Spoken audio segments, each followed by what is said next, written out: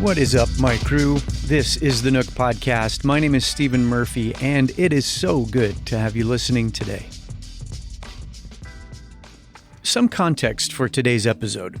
I lived in Phoenix, Arizona for most of my life, and I still have such clear memories of the news when the headlines started to surface about the horrible atrocities coming out of Colorado City, Arizona, and the strange practices of the Fundamentalist Church of Latter-day Saints. A community that fiercely guarded its privacy for decades, tonight is the focus of a hearing witnessed by an entire nation. This report from KTVK Channel 3 in Phoenix.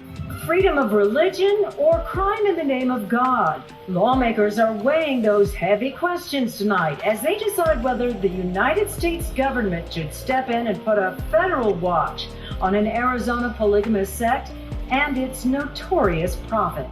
Sexual abuse, underage marriage, and bigamy.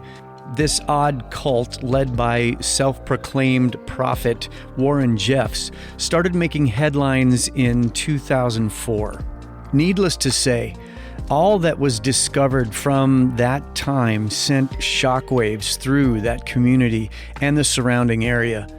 So many families were torn apart, so many people living with such dark secrets, and now the whole world seemed to be watching. A hearing to address a laundry list of alleged crimes that Reid and other senators now clearly believe are being committed by polygamous sects like the FLDS Church under the leadership of its now incarcerated prophet Warren Steve Jeffs. Warren Jeffs was ultimately arrested and sent to prison for the rest of his life. And while that seemed to mark the end of his tyranny, it also signaled the beginning of what will be a very long season of healing for an area known as Short Creek.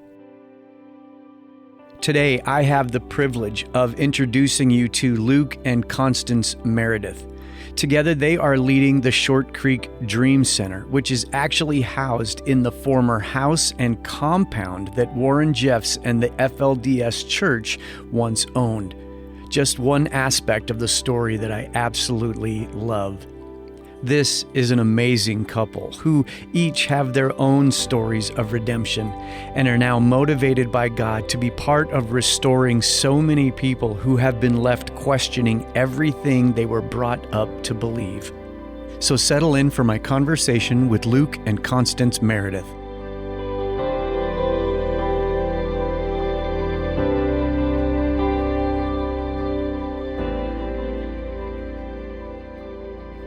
Hi, my name is Luke Merideth, and I'm the co-executive director of the Short Creek Dream Center in Hildale, Utah, where we serve the residents of this city with residential support services and community outreach. I'm also a campus pastor at the Dream City Short Creek campus here, where we want to connect everybody with a fully formed relationship with Jesus Christ through relationship and community. And my name is Konstance Merideth. I am also the other co-executive director and the better other half. And I am also a campus pastor at the Dream City Church here and the co-executive director of the Short Creek Dream Center, where we help stabilize and rehabilitate and help people be able to be a member of society after they graduate the program. Well, and this is where I think maybe it's an interesting place to start, because whatever might come to mind for somebody who is familiar with the typical Dream Center model, is it fair to say that yours might be the most unique there in that Arizona, Colorado area?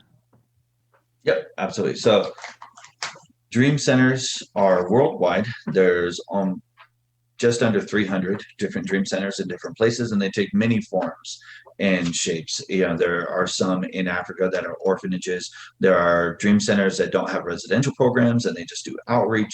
And so the motto being find a need and fill it, find a hurt and heal it, means that any dream center in any community takes the pulse of that community's needs so that they can help them in that way. And so the Short Creek Dream Center is definitely very unique. We're nestled in the area of Hildale, Utah, Colorado City, Arizona. And what the area is known for, if you go around the country, would be the FLDS, religion that took hold of, the entire city, and the infamous rule of one Warren Jeffs. He's been in prison for some time, and there are still some people who are affected generationally, who are affected personally by the things that went on in the town, despite the town as a whole having this very, vibrant small town community feel. Konstance, can you give some insight as to what family life is like in that post-Warren Jeffs world in which you live now? I would say that the post-family life is different in every single household. To say that everybody is the same would be wrong. But I mean, like, there's different. I would say I'd give you a couple examples. Is that there are.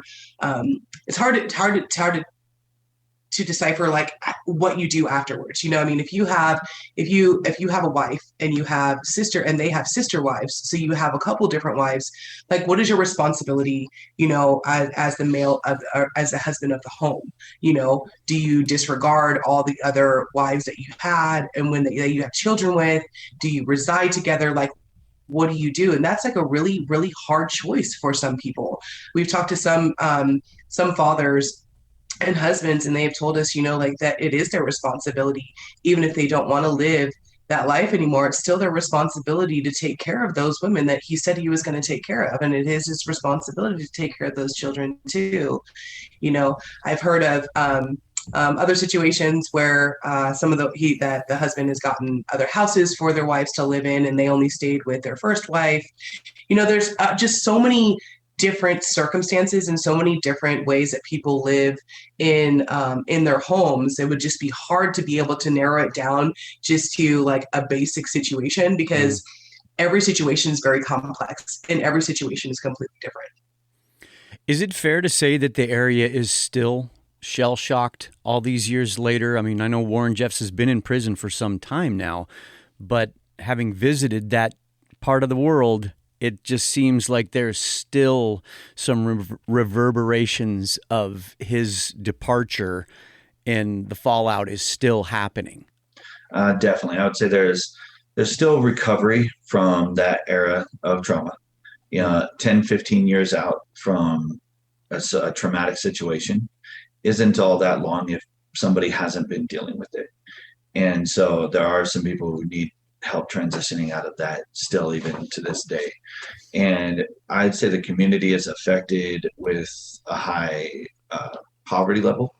And the last census data says that the poverty rate in Colorado City proper was 49.9%, and the national average was 11.2%. Wow. So it definitely, the systems that were set up, and when the church was broken up here, that's what they call it, when I left the church and things like that. When it was broken up, a lot of the elite left with a lot of the resources. And so a lot of the people that were left here in their homes in the community were left without that. And so the economic recovery is still on the up. The recovery from trauma that varies from family to family is still, working on this kind of things. I can tell you, as a diagnosed with PTSD myself from going to war, I was in 2007. I can tell you it's a long, hard recovery from any traumatic situation. I kind of hate the saying that time heals all wounds. It does not. Work heals wounds. Therapy, counseling, fellowship, being with people, working on your hurts and hangups, that's what heals wounds. Time helps, but it won't do it alone. That's for sure. So that's what we're here for, is to provide the work for anybody who's in need of it.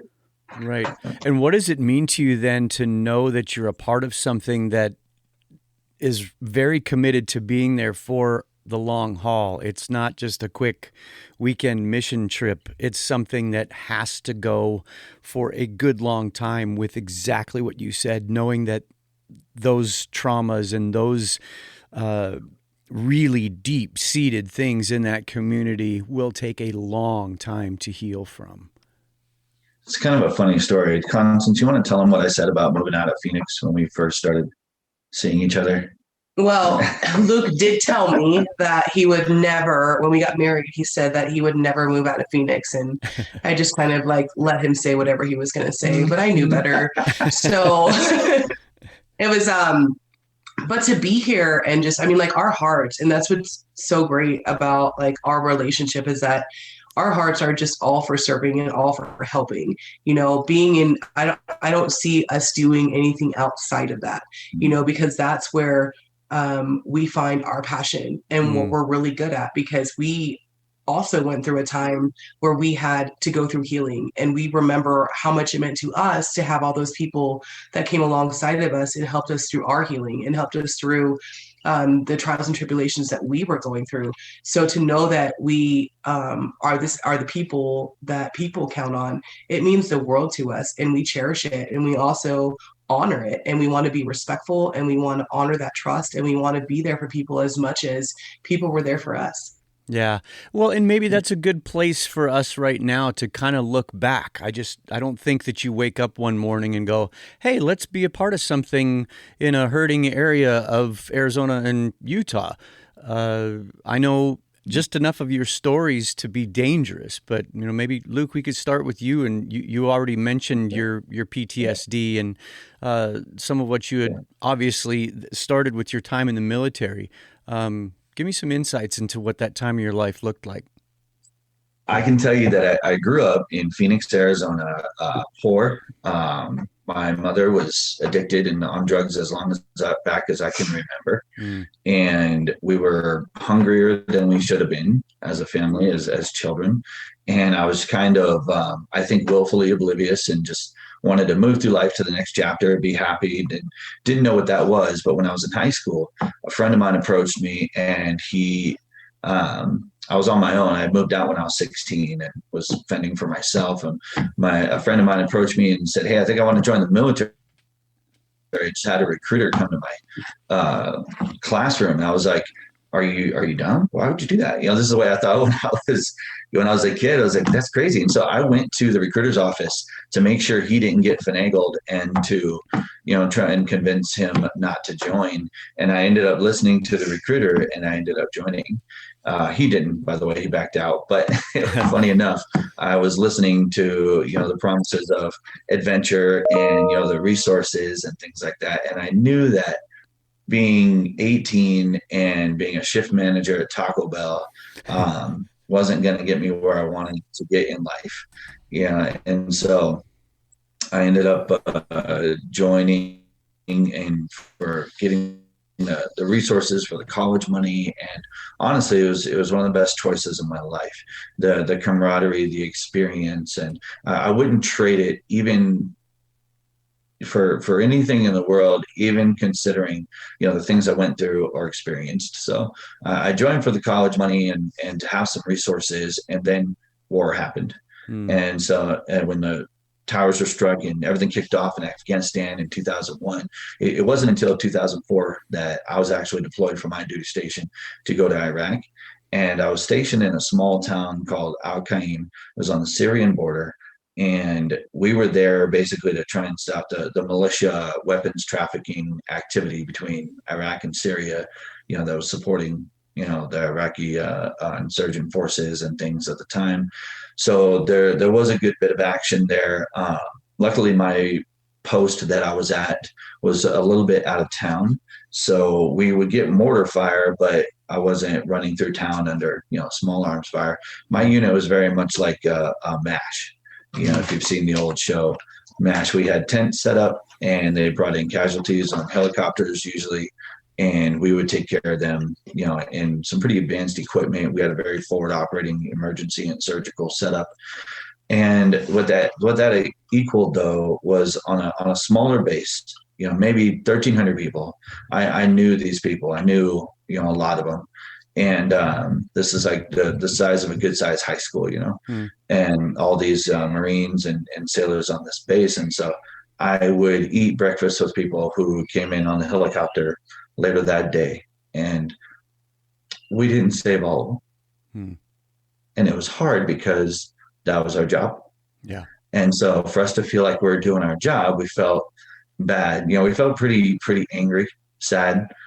guilty whenever we lost one of our brothers and sisters in arms, so that's what started my experience of trauma. One, just seeing people go through this, just seeing these things happen and the mess, and then not being able to save every one of them. It took a long time to deal with what they call survivor's guilt. And it had a lot to do with coming to Christ. I didn't grow up in the church. I wasn't a Christian when I deployed overseas. I didn't have a church family. I didn't have a relationship with Christ or God to lean on. So of course I didn't deal with these things, in a healthy way.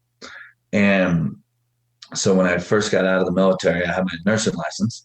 I started diverting medications from work, and I started dabbling more and more in opiates. And eventually I wasn't a nurse anymore because of it. And then I was doing street drugs, and I added methamphetamines. And so I was using IV meth and heroin, putting it in the same syringe and shooting that up 3, 4, 5 times a day. I had 3 heart attacks before I was 26 years old. Oh, wow. And I just kept going because at that point, why stop? And it wasn't until I got myself in some trouble and I ended at the Phoenix Dream Center to go through a program. They told me it was a 6-month program, and I said, these fools got 30 days and I'll be good. I'm out of here. 6 months later, I'm graduating the program with a newfound identity. And that's where my recovery comes from. That's where my sobriety and my, success that I have now in working in ministry, which is just a huge humbling blessing to be doing what we're doing. All that came from learning who I was and not arguing with God anymore about who I was. It was, I'm valuable. I'm a son and not a slave. Yeah.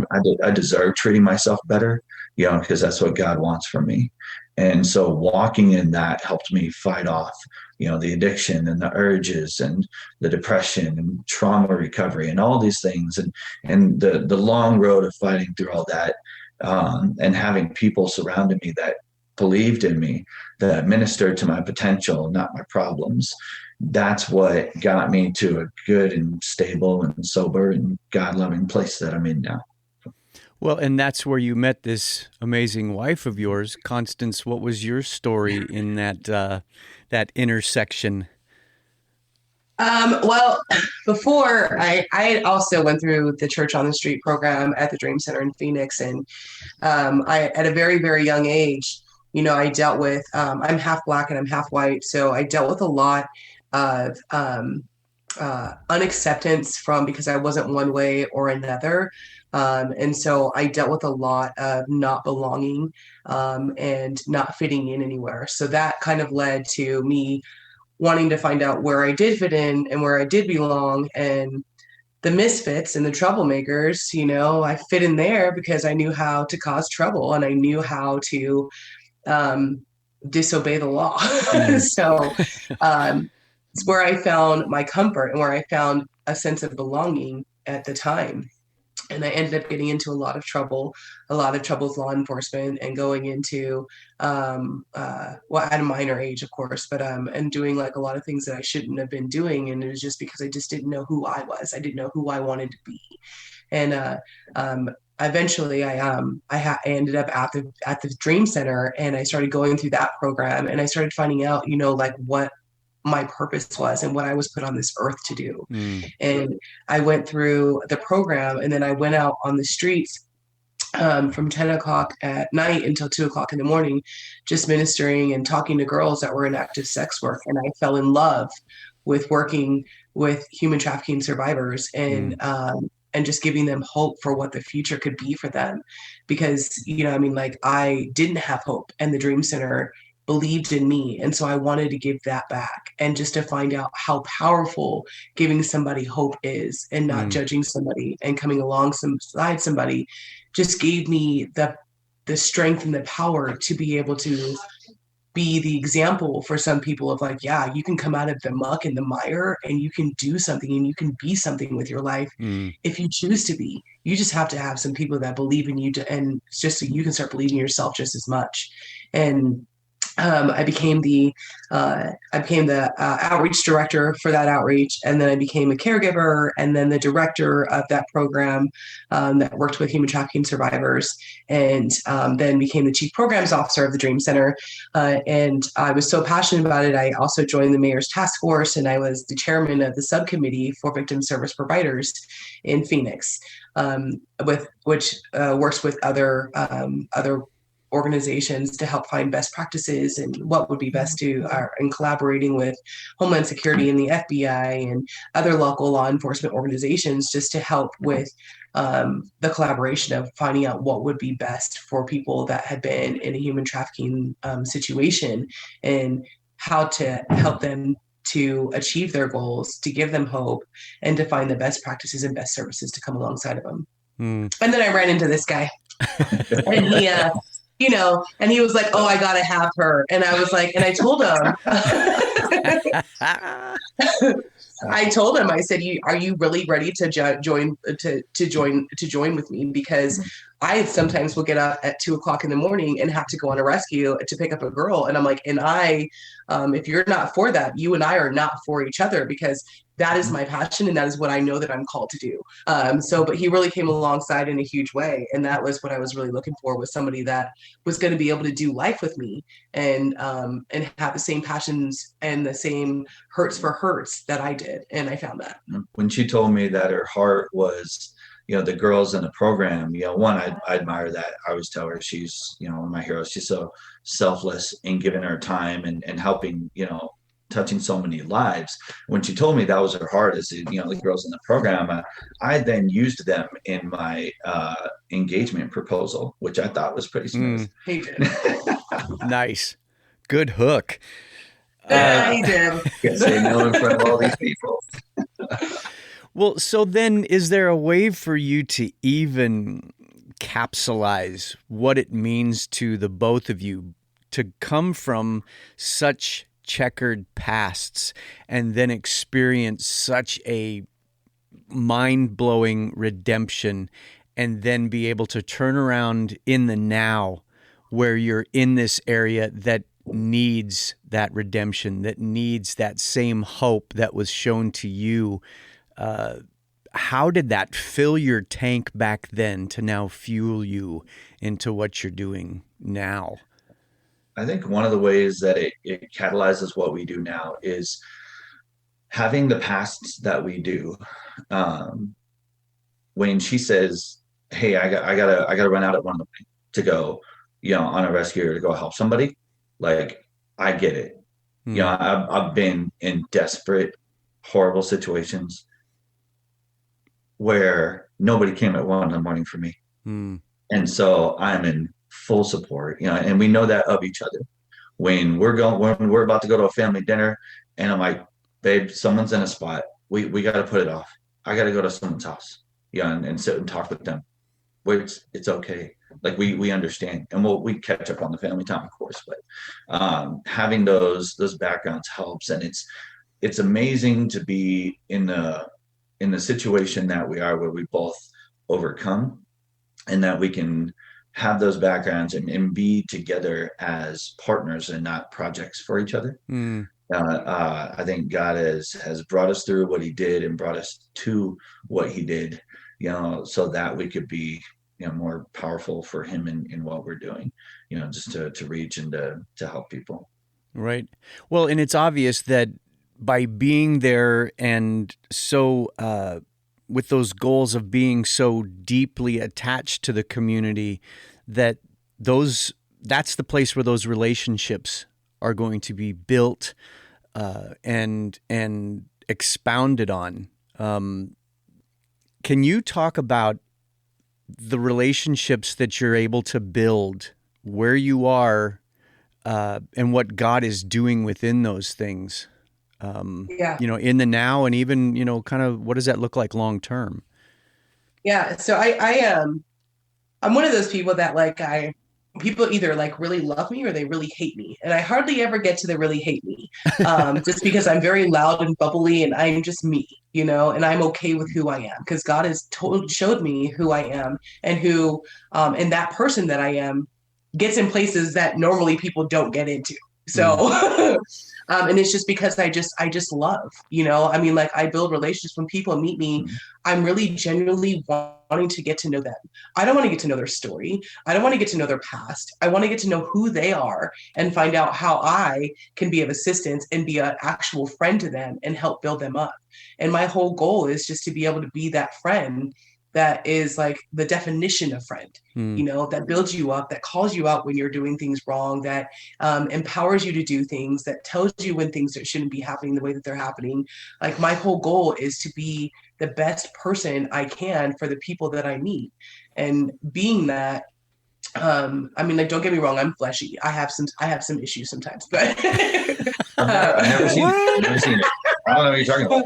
I have that righteous indignation thing that when I see somebody getting treated wrong, I get super upset and I start crying and all kinds of stuff because I just can't stand when people are mistreated.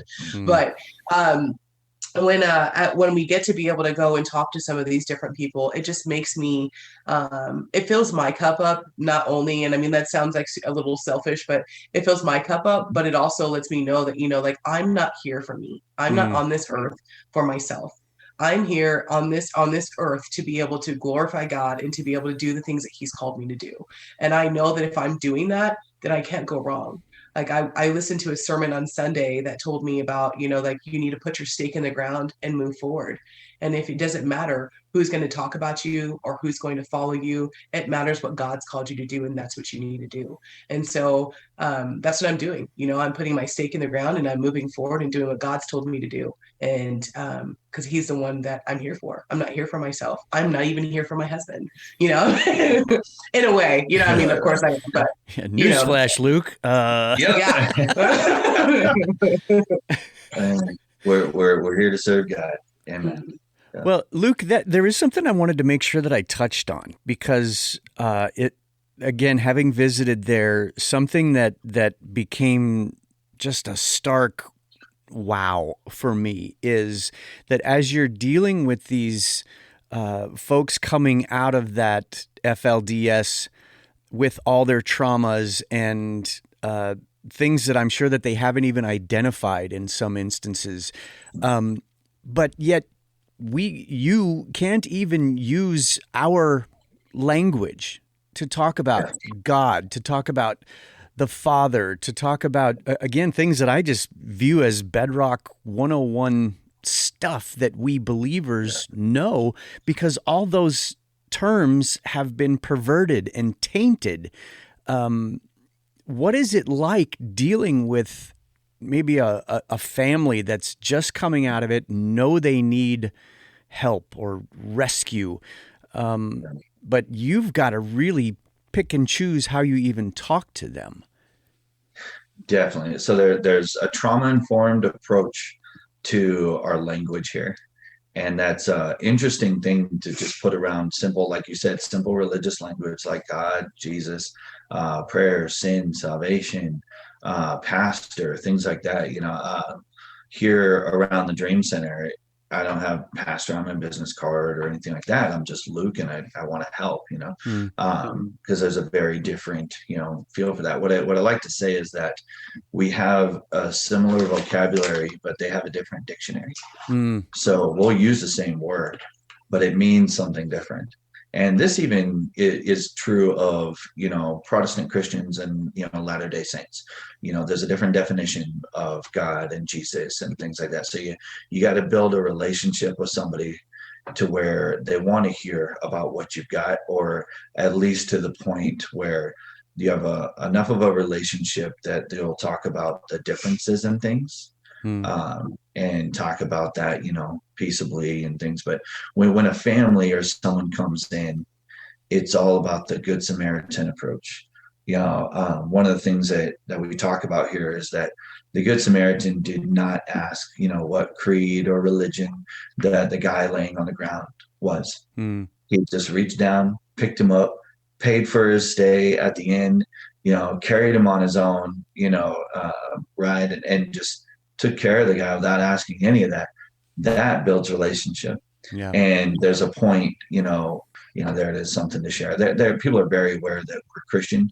They're very surprised how much we care about relationship Mm. before getting someone to the sinner's prayer. I came up in a Pentecostal church, Assemblies Church with a Pentecostal background.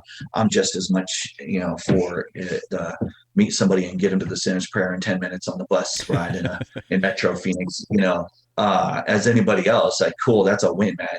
Hopefully, that was a moment for them and they received Jesus and all this, but they have been, you can't even call it Bible thumped. They've been religiously abused here. Mm. And when someone's told that, their sister being taken away from them at 14 years old and married to a 70-year-old man is the will of God in their life, and they were told this as a child, there's a lot of work to undo before using that same vocabulary. Yeah. Well, and Konstance, I'd love to get your take because I know how much you love to basically brag on the aspect of, what Satan intended for evil, God can use for good, and that we can't discuss this stuff without acknowledging that you're set up in Warren Jeff's old house. And to me, maybe that's where I get almost snippy of kind of a take that, you toad. Yeah. We're with you.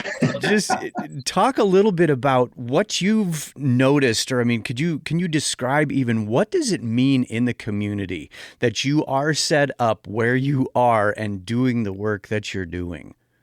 Right. I think it's absolutely amazing. I think that when we first received this house, there was a lot of old stuff still in here, and we wanted to turn it around. Like you said, like what was meant for evil is now turned around and meant for good.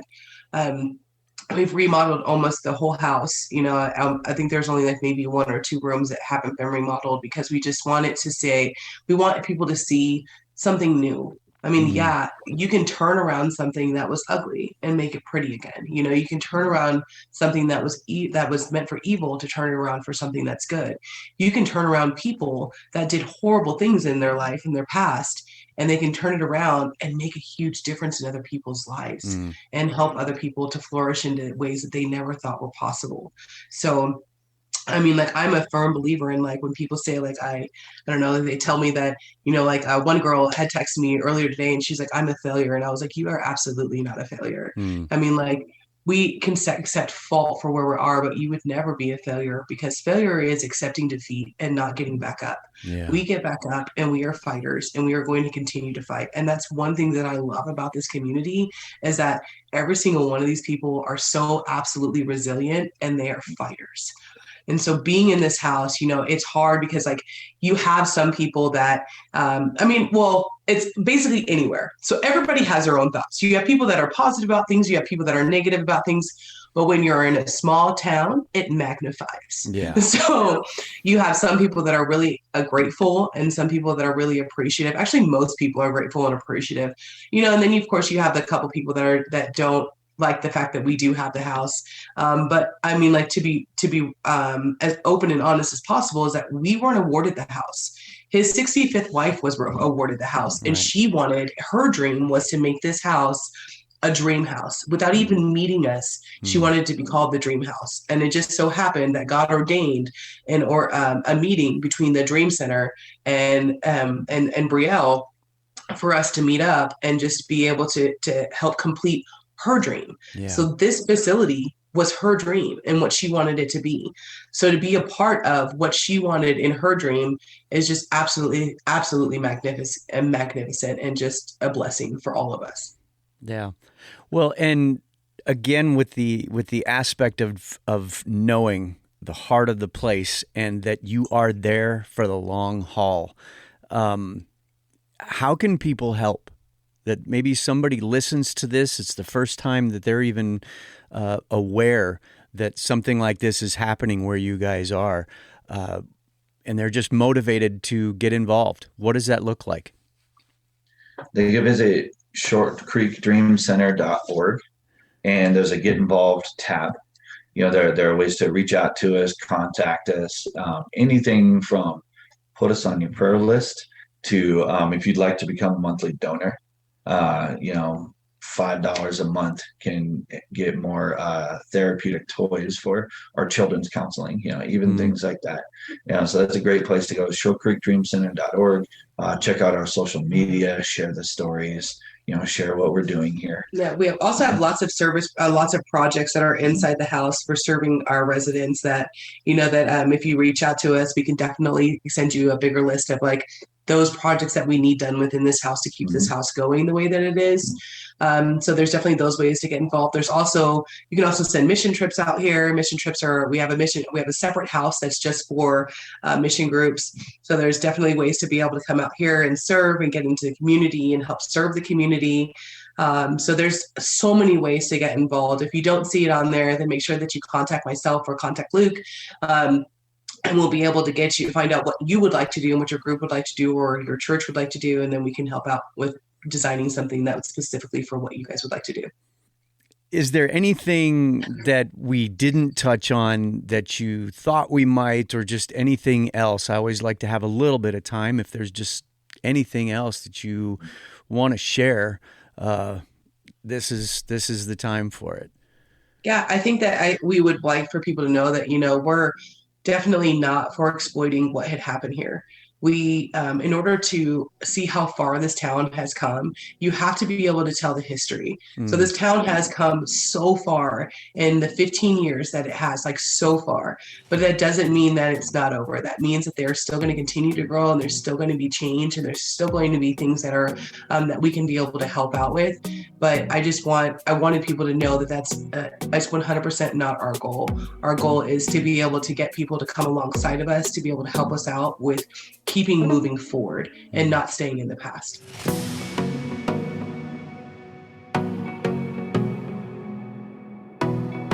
This is another one of those times when I really hope that this podcast sparks you, dear listener, to do your own research. Look into what's happening at the Short Creek Dream Center and consider getting involved.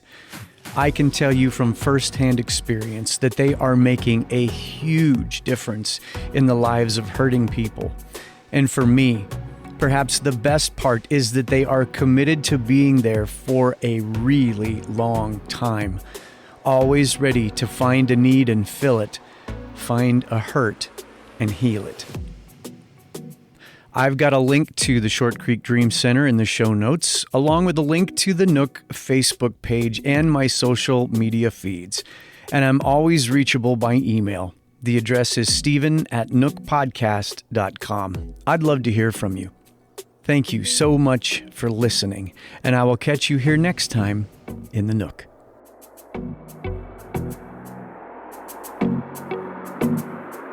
The Nook Podcast is a production of Sozo Digital Media.